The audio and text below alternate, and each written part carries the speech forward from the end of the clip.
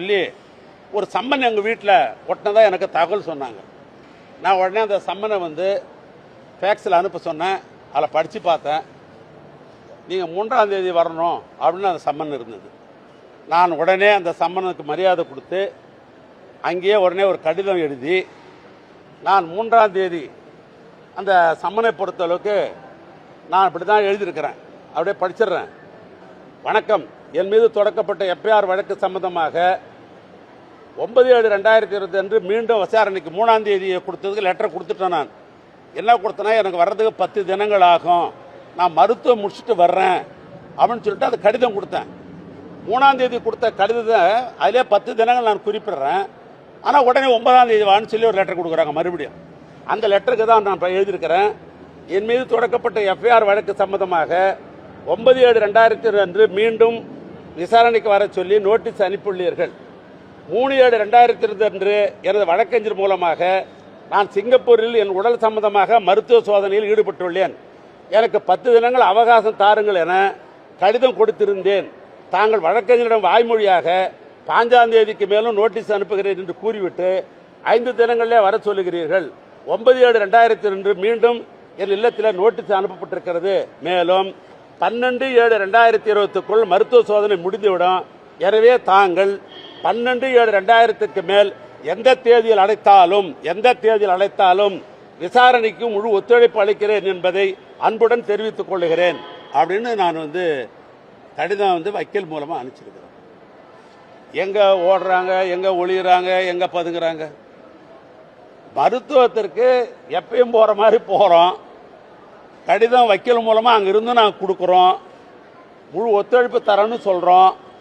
இவ்வளவுக்கு பின்னாலும் ஓடுறாங்க, ஒளியுறாங்க, பதுங்குறாங்கன்றது இது அர்த்தமில்லாத கருத்துடைய வார்த்தைகள் தான்.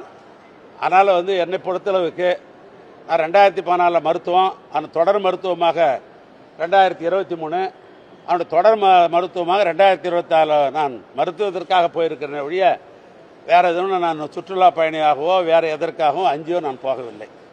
இவ்வளவுதான் இன்னைக்கு நாட்டுக்கு சொல்ல வேண்டிய விஷயம். ஏன்னா ஒரு வார காலம் அவர்களுக்கு என்னென்ன கற்பனை தோன்றுமோ அப்படி கற்பனையில் பல்வேறு வகையில் பல மிக மிக நமக்கு பிடித்த நண்பர்கள்லாம் சமூக வலைதளத்தின்ற பேரில் அவங்களுடைய கற்பனையெல்லாம் அவுத்து விட்டுருக்கிறாங்க.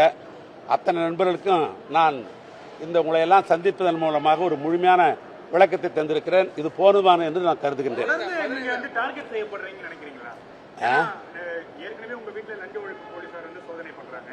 முதலமைச்சரும் 2 அமைச்சர்கள் தான் குறிப்பிட்டு பேசுறாரு. கரூர்ல உன்னை செந்தில் பாலாஜி குறிப்பிட்டு பேசுறாரு, இன்னொன்னு உங்களை குறிப்பிட்டு பேசுறாரு. தொடர்ச்சியாக உங்களை டார்கெட் பண்ணதான் நினைக்கிறேன். பொதுவாக என்னை பொறுத்தளவுக்கு டார்ச்சர் பண்ண வேண்டிய அவசியம் இல்லை. நான் திராவிட முன்னேற்ற கழகத்தினுடைய கொறடாவாக திராவிட முன்னேற்ற கழகத்துடைய தலைவர் அவர்கள் என்னை நியமித்திருக்கிறார்கள். அதை இந்த அரசாங்கம், குறிப்பாக பேரவையுடைய தலைவர் அவர்கள் அதை அங்கீகரித்திருக்கிறார்கள். சட்டமன்ற உறுப்பினர்கள் சம்பந்தப்பட்ட எதுவாக இருந்தாலும் பேரவைத் தலைவரிடத்தில் பார்ப்பதோ அல்லது அரசு சம்பந்தப்பட்ட எதையாவது கேள்வி கேட்க வேண்டும் என்று சொன்னால் அந்த கொறடாவுக்கு முழு சுதந்திரம் உண்டு. எனவே அந்த 3 நாள் நடைபெற்ற சட்டமன்ற கூட்டத்தொடரில் கூட அதிகமானவைகள் நான் கேட்டிருப்பேன். அதனால் அது என்னுடைய கடமையை நான் சட்டமன்றத்தில் செய்துதானே ஆக வேண்டும். அதிலும் நான் ஒரு மூத்த உறுப்பினர். அதனால் நான் கேட்க வேண்டிய கேள்வி தான் கேட்கணும். அது பிடிக்குதா பிடிக்கலையா, நான் சொல்கிற விளக்கம் போருமா போராதா, இல்லை நான் பேசவே கூடாது என்று அவர்கள் நினைக்கிறார்களா என்பது போக போகத்தான் தெரியும். கட்டாயம் ஆஜராகுவேன். நானே சொல்லியிருக்கிறேன். நான் 12ஆம் தேதிக்கு மேலே எந்த தேதி கொடுத்தாலும் நான் முழு ஒத்துழைப்பு தரேன்னு நான் சொன்னேன். ஆனால் நான் முழு ஒத்துழைப்பு தருவேன். அதில் ஒன்றும் மாற்றம் இல்லை. 2வது, நீதிமன்றத்தில் வழக்கு தொடுக்கிற காரணத்தினால் அது சம்பந்தமாக நான் பேச முடியாது. அது வழக்கு நான் தொடுத்தனுடைய நோக்கமே நீதி என் பக்கத்தில் இருக்குது.